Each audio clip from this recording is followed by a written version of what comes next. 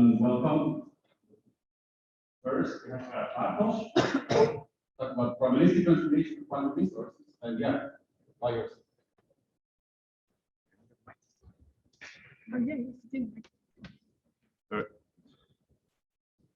Working on?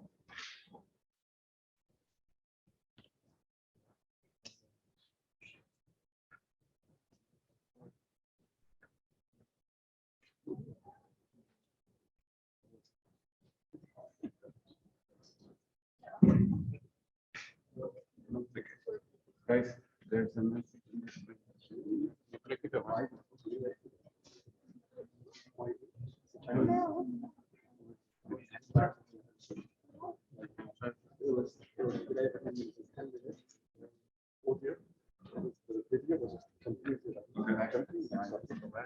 Is the microphone good? Sorry about the delay. You can probably put that in your pocket. Okay, thank you for the introduction, Mario. Thank you all for coming, and let me also thank the organizers for this opportunity and for pulling off this amazing conference. I'll be talking today about results from two papers that deal with the conversion of quantum resources using probabilistic protocols. So the basic setting is that we have a quantum state, rho, and we want to convert it into some other quantum state, sigma. The problem is that the operations we can do are somehow constrained by the given physical setting. So I will use the term free transformation to refer to the operations we are allowed to perform in a given physical setting. So they are called free because they come to us at no extra cost. These are the allowed operations. So any such restriction on the conversion of quantum states identifies what is known nowadays as a quantum resource theory. And there are many different resources that can be found in quantum information, and each such resource corresponds to a different kind of set of different kind of constraints on what we can do with the quantum states we are manipulating. And the idea here is that we would like to establish methods that apply not just to specific resource theories one by one, but to all of them at the same time, or at least methods that can be applied in many different contexts. So in order to do that, we have to define a resource theory in a general way. And for that, we will assume that among all quantum states, there is a set of so-called free states. So these are the states which have no resources, and they again come to us at no cost. And this kind of set, it can be identified in any resource theory, so this is not like a restrictive assumption. But the issue is that it's difficult to define in a general way what a free transformation is, because depending on the given resource, depending on the given setting, they might take very different forms. So what we would like to do here is to define, or at least to make as few assumptions as possible about the transformations in consideration. And what I mean by this, we will take the weakest possible assumption here. So the assumption is that if a state is free, then it has to remain free under a free operation. This is, I want to stress this is a very weak assumption about the operations in consideration. And these operations, the ones that satisfy this condition, they have been studied in the context of several different resource theories. But the crucial point for us is that this is the weakest possible constraint. So this is the largest possible set of free operations. And if the restrictions we obtain in this work will essentially apply not just to these operations, but to any other choice of operations, because they will necessarily be a subset of this choice. So now the basic setting of resource transformation is that when we have again, we want to say rho and sigma, and we want to find a quantum channel, so a deterministic conversion protocol from rho to sigma. In the study of such transformations, a very useful concept are so-called resource monotones. So a monotone is any function which does not increase under the application of a free operation. Here I use the letter O to denote all free operations. So the basic idea here is that when there exists a protocol that takes rho to sigma deterministically, then this monotone cannot increase. But if we take the contrapositive of the statement, then what we get is that if the monotone increases, then we know that there cannot exist a channel which maps rho into sigma. So this allows for a general way of finding or ruling out the possibility of converting to quantum states. And one could ask about the converse of this statement also, and whether we can use a monotone to to have sufficient and necessary conditions for the conversion of two different states. And this in general is not possible because a given monotone M can rule out or certify some transformations, but it might not be able to rule out some other ones. So it's in general, to verify this kind of convertibility with certainty, one would have to check infinitely many monotones. So this is not a practically viable approach. But okay, so this describes the basics of deterministic resource conversion, but in practice, the transformations of quantum states are often done in a slightly different way. So what we typically employ is probabilistic protocols. So there might be some, for example, some measurement, and depending on this measurement outcome, with some probability we obtain our desired state sigma, but with some other probability, with the probability 1 minus p, the protocol fails and doesn't give us the state we want. So I will use this notation of like a half arrow to denote the fact that there exists a protocol, a free protocol that maps rho into sigma. And here this it's a trace non-increasing, so like a stochastic quantum operation. And as you can imagine, this kind of setting is much more kind of physically grounded, but it is more difficult to characterize, and in particular, resource monotones are not that well suited to the characterization of such transformations. What I mean by this, well, okay, so there is a property of monotones called strong monotonicity, which any monotone that obeys this property, it can be used to give upper bounds on the probability of converting to quantum states. But the issue here is that such a bound is typically quite loose. It doesn't really give us meaningful constraints.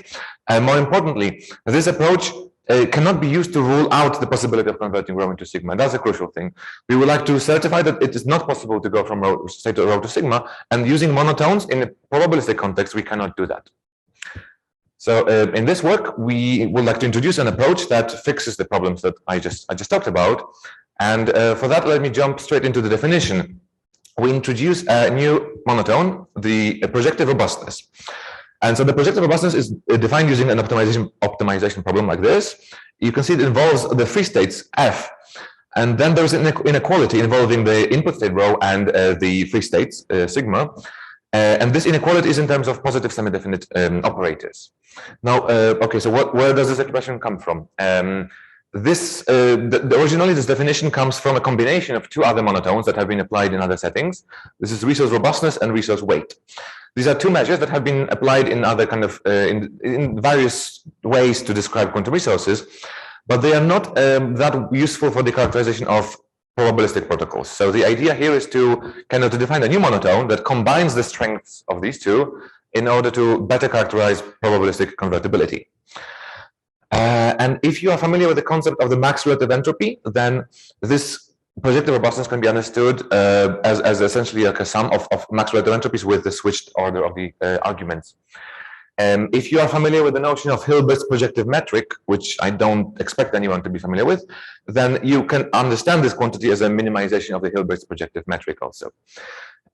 Geometrically, if we have a state rho and we want to compute this projective robustness, well, essentially this reduces to, we have to find three other quantum states that lie in a line. One of the states has to be free, and then we minimize the cross ratio of these points.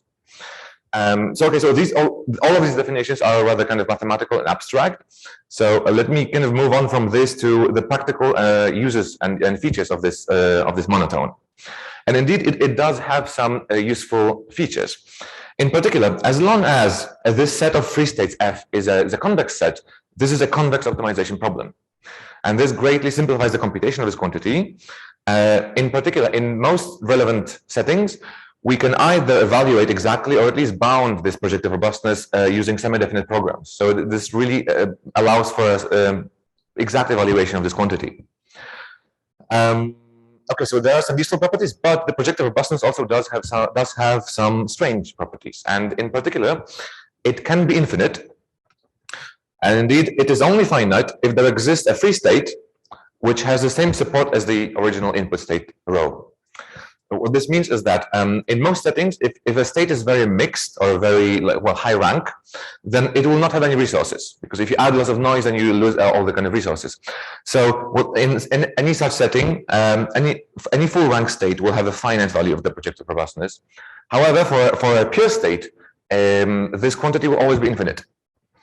And now this might make you think that this quantity is not suited to the characterization of conversion where pure states are involved, but we will be able to get around this problem shortly.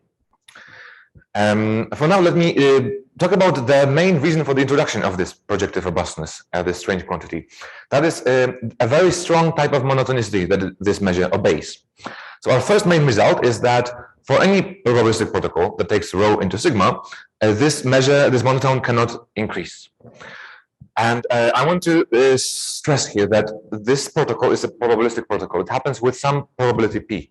But you can see that on the right-hand side, there is no dependence on the probability. So this monotonicity, it is true no matter how small you make the probability of success. So in particular, if this monotone increases from rho to sigma, then this completely rules out the possibility of converting a given quantum state rho into sigma with any probabilistic protocol. And probabilistic protocols are the most general way of a protocol we can use in a physical setting. So this again completely rules out the possibility of converting two quantum states. This has some immediate consequences. For example, as I mentioned, in general, pure low rank state will have an infinite value of the projective robustness, while a high rank state will have a finite value. So this immediately tells us that we can never go from a high rank state to a low rank state exactly with any probabilistic protocol. Indeed, even if you have more copies of a high rank state, you can never perform this transformation. And this is an immediate application of our projective robustness. So you can already see that this already establishes kind of some limitations on what you can do with general quantum resources. But a very interesting feature of this result is that we can also show the converse of this statement. And to talk about achievability, I have to talk about different types of resources separately. So first, I will talk about so-called affine resource theories. And affine theories are such that essentially there exists a affine subspace and all states in this subspace are free. If this is the case, then the given resource theory is affine. And this might be kind of an abstract definition, but many theories in practice obey this property. And for example, this includes coherence or asymmetry, or also the recently studied imaginarity. And for any such theory, we get that the conversion from rho to sigma is possible if and only if the projective robustness does not increase. So as I mentioned, it's very difficult in general to establish sufficient conditions for the existence of protocols that transform quantum states. But here we have reduced the difficult problem of determining the convertibility of quantum states into a single quantity. So this one projective robustness, it completely determines the possibility of converting two quantum states. And these kind of methods can be extended also beyond affine resource theories, for example, to entanglement theory. But in general, we don't get necessary and sufficient conditions. We get different conditions here in this setting, and we will be able to make them necessary and sufficient in certain contexts. So I will get back to this. I don't want to get too deep into the other results here. Now, the main application of the projective robustness, and perhaps the strongest, the most kind of important task to characterize in a probabilistic setting, is distillation of resources. So in distillation, we have some noisy state and we want to obtain a pure state. And as we have already seen, this is not, in general, this is not possible. So we cannot take a noisy state and convert it exactly to a pure state. But what we can do is convert it to a state which is very close to a pure state. So in any such transformation, our methods allow us to establish a general no-go result and bounds on the error of this transformation. So we have that any protocol that takes a state rho into a state which is epsilon close to a pure state, the error in this conversion has to be lower bounded by this quantity. And you can see this quantity depends on the projective robustness, again, of rho, and this kind of parameter that quantifies the overlap of the target state. And I want to stress here that this is a threshold that that holds for every physical probabilistic protocol. What I mean by this is, in practice, we often gamble with resources. So we can be willing to accept a lower probability of success in the hopes of obtaining a higher fidelity or lower error. And these kind of trade-offs are very commonly used in practice in manipulation of quantum resources. But this bound, again, it does not depend on the probability. So you cannot beat it by considering such gambling protocols, because essentially this result, this threshold, will be true no matter how small you make the probability of success. And okay, so let me show you how this kind of bound performs. So a very simple example of a resource theory is a resource theory of coherence. Where the target state here is the maximally coherent state, the plus state, and our input state will be a noisy plus state, which is just we apply an amplitude damping channel to the plus state. Now, already from previous results, we know that there is a regime. Here I plot noise versus the achievable distillation error. There is a regime of error that can be achieved deterministically, so with probability 1. And now the question becomes, how much can we improve on this result by considering probabilistic protocols? So if we allow for probability 0.9, then we see a slight improvement in the achievable region. If we consider probability 0.5, then we can see that we significantly extended the achievable kind of error range. If we go all the way down to probability 0.1, then we can see again there is a significant improvement. However, as you might notice, there seems to be a region which cannot be achieved with any probability. So there is this kind of completely forbidden region. And we would like to understand how to characterize this region. Now, the previous best bound for this kind of protocol was the so-called eigenvalue bound, which you can see here, it doesn't really perform very well because there's a big gap between this bound and the achievable performance. On the other hand, the projective robustness bound that I just showed you, it exactly identifies the forbidden region. It is the tightest possible bound and completely characterizes the error possible achievable in distillation protocols. So this kind of result might make you wonder, is this the property of quantum coherence, or is this some more general result? And indeed, it is much more general. We can show under two assumptions. One assumption is that given Ries's theory is affine, as I mentioned before, or it is the theory of quantum entanglement. So all of the results here will apply to, in particular, the quantum entanglement distillation. The second assumption is that the target state is a maximally resourceful state, and this is not a restrictive assumption, because in general in distillation that's what we always take the target state to be anyway. So under these two assumptions, we get that the conversion from a state rho to a state which is epsilon close to this maximally resourceful target state is possible if and only if the error is larger than this bound. So we can see that this bound completely governs the convertibility in the setting of distillation.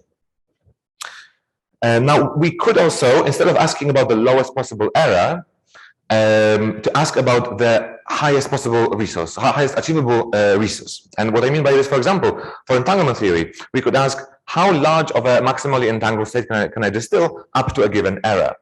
And essentially, just by turning this bound around, we can also get a very similar result, that the largest distillable entanglement with error epsilon is again given by this function of the projective robustness. So again, distillation in several different ways is completely determined by the projective robustness.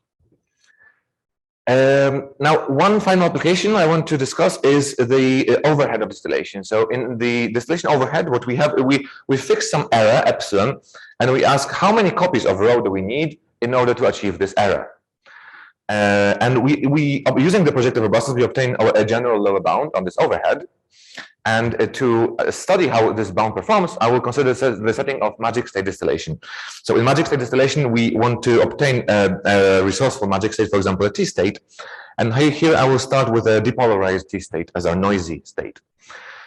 So from previous results, it is known that there is a general lower bound on the deterministic overhead. So any physical protocol which succeeds with probability 1 has to be above this line. So the overhead has to be larger than this. However, the best known probabilistic bound previously was the so-called eigenvalue bound, and the eigenvalue bound was significantly lower. So what this could suggest is that there is a big difference between the performance of probabilistic protocols and deterministic protocols. However, our projective robustness bound, it significantly improves on the previous best bound, and it shows that actually there does not seem to be such a big gap between the best known deterministic and probabilistic bounds. So we can see here that this kind of insights from the projective robustness can also kind of shed light on the differences between deterministic and probabilistic conversion protocols. Okay, so what I talked to you about today is a general monotone for any probabilistic resource transformation. I showed that this projective robustness monotone, it gives new general no-go results for the conversion of quantum resources. In particular, this bound is often the best possible one, because in many settings, our results give necessary and sufficient conditions for the conversion of quantum resources. Specifically for distillation, we've seen that the bound completely determines distillation in several different ways. But most importantly, all of these results, they are applicable in many different contexts, because we didn't make any strict assumptions about the given resource theory or about the free transformations. The basic idea was to establish methods that can be applied in many different contexts. And just to quickly overview some open problems, there's a possibility of improving on this bound if we do have some knowledge about the free transformations, but this might require some completely different approach. And there is a feature, a drawback of this approach. It doesn't really characterize pure-to-pure conversion protocols. That's the only kind of case where we cannot really have any insight from this approach. But if you have a noisy input state, that this approach seems to perform very well. So I hope with this I have convinced you that this projective robustness can really provide strong and new insights into what we can and cannot do with quantum resources. And with that, I thank you.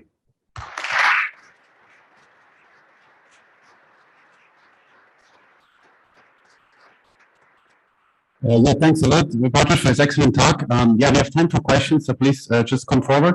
And in the meantime, the next speaker can set up. Thank you.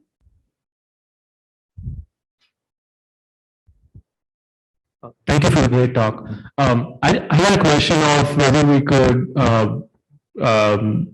have you thought about using catalyst states to maybe weaken the bound? They will say, sorry? Allowing rho to sigma probabilistically with a catalyst. Oh, this is not really covered by this approach. So yeah, this is one of the open questions also I would like to understand. But this approach really,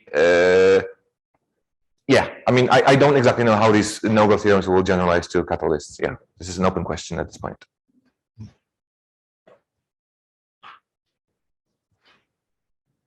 Hey, thank you for the talk. I have a question about for these LOCC distillation protocols. A lot of these people consider different branches, even though they are pure state. You can consider them as a mixed state or with different probabilities. I would consider applying that to like pure state distillations. So you mean the input state is a pure state, or? Yes, and like for LOCC and for different branches, after you do LOCC, it will be a mixed state. You can consider that as a mixed state, right? Mm-hmm. I mean, the issue is that essentially all of our bounds for the input state, they rely on the projective robustness, essentially, on the this projective robustness of the input state, and this for a pure state will be infinite. So the bound kind of will trivialize for if your input state is pure. It doesn't really provide information about the pure kind of state conversion. So you need the input state to be a mixed state. That's why I think there's a difference between. Because in many cases, LOCC, as you kind of, I think, you were thinking, like LOCC was considered as a pure-to-pure conversion protocol, but here we cannot characterize such protocols. Oh, okay. Thank you. Thank you very much. You kind of touched on it right at the end without mentioning it, but I was wondering about extensions to other types of objects. Like you mentioned channels, but also measurements. Do you think it's straightforward, or do you think there might be some new obstacles? The extension of the basic ideas, the results, is kind of immediate to quantum channels, but I don't know what it means to convert a quantum channel probabilistically. Like, I mean, I thought about this, and I don't have a kind of clear idea of a setting in which you would be kind of happy to obtain not a quantum channel at the end, but some kind of like a non-trace preserving weird kind of object. So I was not able to find a physical setting to motivate this, but the results themselves will apply without too much effort into quantum channels also. Yeah. So you mentioned you can bound the error epsilon. Do you have any result on how to bound the success probability? Not with this approach. I do have a different approach in this other paper. I actually studied this specific question of how to do bound probability of success. But this approach doesn't allow this because, again, the results here, they are true. There's no dependence on the probability you can note in this bound. So essentially, this result it doesn't take into consideration probability with which the transformation is achieved. So this approach cannot be applied, but a different one can. A very similar one can be applied. So you studied that in the second paper? Yes, the second paper I mentioned at the end is a longer technical paper, and at the second part of the paper is concerned with specifically this question, understanding the trade-offs between probability and the epsilon error. Okay, thank you. Okay, so let's thank Bartosz again. And then,